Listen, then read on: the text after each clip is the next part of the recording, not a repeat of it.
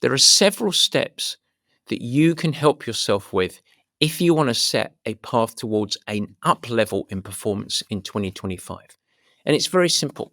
It's molded off exactly the same concepts that we leverage at Purple Patch when we reflect for ourselves and our whole improvement. Let's go through it. There are 5 core components, and it doesn't take long, and it's not overly complicated. I'm going to unpack each of the 5 to ensure you understand it, but this is a pretty quick process we go through. Part 1 of the process is to pause, come up, and go back a year and think back. When you started whatever type of season planning you did a year ago, perhaps you looked ahead and you chose your events, maybe set some goals for yourself. But a question that I love my athletes to answer is, what does success look like for me in a year's time? Well, if you did ask yourself some form of question like that a year ago, this is the time to pause, look back, and reflect on the year that what just was. And were you successful in developing and improving in line with what you were hoping to achieve globally? Now, while this show isn't about goals or goal setting, generally, I prefer athletes and individuals to determine their own high performance being anchored in a journey of improvement. In other words, what does improving look like? And what's the picture that I have at the end of this? I prefer this generally to having very strict outcome goals: wins, pass, fail. That's not really what we're talking about here. And so a year ago, you might have said, I want to improve ABC, or I want to develop better X, Y, and Z, whatever it might be. You might be driven by the excitement of wins, podiums, qualifications, but the bigger driver of long term performance is in the improvement of your performance and your readiness to show up. And that's really the key. And so the question that you look back is, did you deliver on your process driven goals over the last year? The second step is to reflect on all the things you did really, really well. What were your strengths? What did you nail over the course of the season? Now, these might be aspects that you added into your program, you improved, or you integrated for the first time and proved really valuable and helpful. These are the things that you're going to want to build on in the coming season. These were great. I executed them well. They delivered something of value. I want to build on them here on out. And you want to be really, really honest with yourself. This might be things like, I successfully integrated year round strength, and I feel like the impact was whatever it might be. Or I really worked on solving my race fueling, and I executed well in my races. And I feel like the impact of this was. Over the course of this season, I never felt burnt out.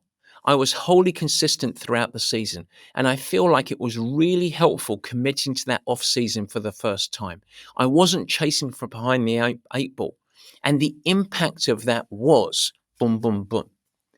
Over the course of the last year, I nailed it. I drove forward my open water swim skills.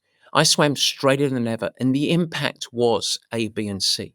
So start to unpack this, and you can have a whole big list of them.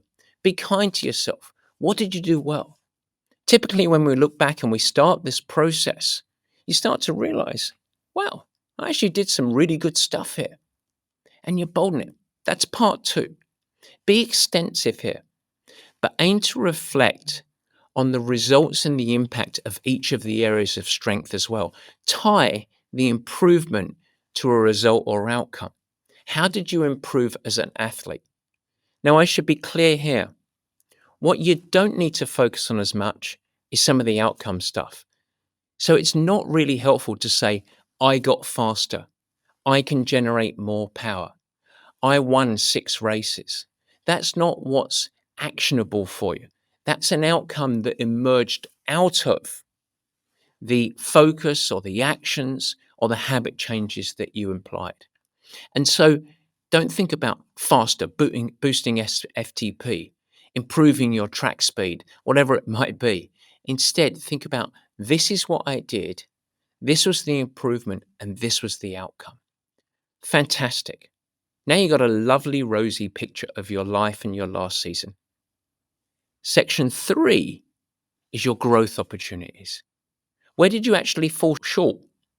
Where did you not execute as intended? Or what did you just skip over? And what you want to be very careful of here is thinking about these as failures. This is again less about outcomes. In other words, if you really wanted to qualify to the Hawaii Ironman World Championships and you failed to do so, that's not what we're talking about here. That's not the focus of this exercise. That's not why we're reflecting. Instead, the focus is more on the process. It's driven under the aspects that you can control. I'll give you a few examples. We talked a little bit about this last week. In my A race, I didn't execute my race plan as intended. I went out too hard, and the impact of that was. Or I didn't take action to become acclimated to the performance readiness in heat. I knew I was going to a hot race and I skipped over it, and therefore I suffered in the conditions. I think I need to take action to prepare better for my A races that are in heat. Or perhaps you could reflect and say, you know what, the truth is, I didn't really follow and adhere to the plan, and I ended up going too hard in too many of the easy sessions. What ended up happening is I started to get burnt out and stale, and I got more injuries than I thought I should have, whatever it might be. And remember, this whole exercise is not about confidence erosion. It's not about bashing yourself and thinking I'm a failure. We're not looking for self-punishment here. And as human beings, we nearly all of us steer towards being harsher critics on ourselves than any other people. But this isn't about criticism. What you're actually doing here is objectively reviewing so that you can open up opportunity for growth. This is something that's empowering, helpful, powerful. And when you've got all of this information down, you've got a really nice picture. How did you do relative to what your initial goals and what success looked like? What did you do well? Where are the opportunities for growth? Things that you didn't do well, or maybe the things that you ignored. And with this, then, you can begin the fourth set of questions. And that is, with all of this information, what are the most important areas that I did well and should build on and continue to emphasize my efforts, as well as the most important areas that I didn't do as well as I could? Where were my weaknesses? And where were the ones that truly require my intention or a focus if I'm going to drive to a better performance next season? So really what this is a prioritization exercise, because typically we write down bam, bam, bam, bam, bam, lots of things, but you can't have 10 things to focus on because then nothing is a priority. So instead, I encourage you to filter this down. What are the 2 to 3 key aspects that you really are going to apply your attention to? And then maybe a few others that are worth keeping top of mind that can be nurtured along and nudged along on the continual development of optimization and improvement. And the most important part of this exercise is to really look at things that are under your control. Those are the things that you believe or you and your coach believe will drive performance gains. And the key aspect here is the more simple and actionable, the better and the greater chances of your adherence, improvement, and success. I'll say that again. The more simple you can make these and the greater in action that they are, the greater the chance of success. Fantastic. That's it? No, there's one more. To finish it off, you repeat the exercise. You ask the question again. When I look forward in a year's time, what does success look like? Because under that, then you can start to go through your season planning. How shall I plot my path towards success? Where you start to have your priorities. What are the stepping stone goals? So quite often your races that you might choose to do that are going to help me maintain my short-term motivation, keep me accountable, and enable me to help move along the continuum towards my success. And by the way, one final addition, what are the things that I'm going to focus on, including races, that are going to be really fun and keep me happy and enjoying it? Because that's a big part of it. Now, don't forget, in a time-starved life, You want to ensure that you define your successes, your goals, all within the realistic framework and the context of the realities of your life. Now, we're not going to get overly focused on goal setting and season planning in this show, but I have to at least touch on that because it is anchored as a part of reflection.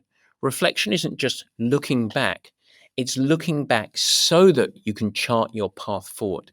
And that's really the key message. This is the process. And by the end of this process or process, you should have some clarity, excitement for your actions ahead, and the beginning of the emergence of a plan for your next season and year ahead. This is the antidote to the stagnation, the snakebite of plateau. It is the catalyst to your performance progression. That is how we do it.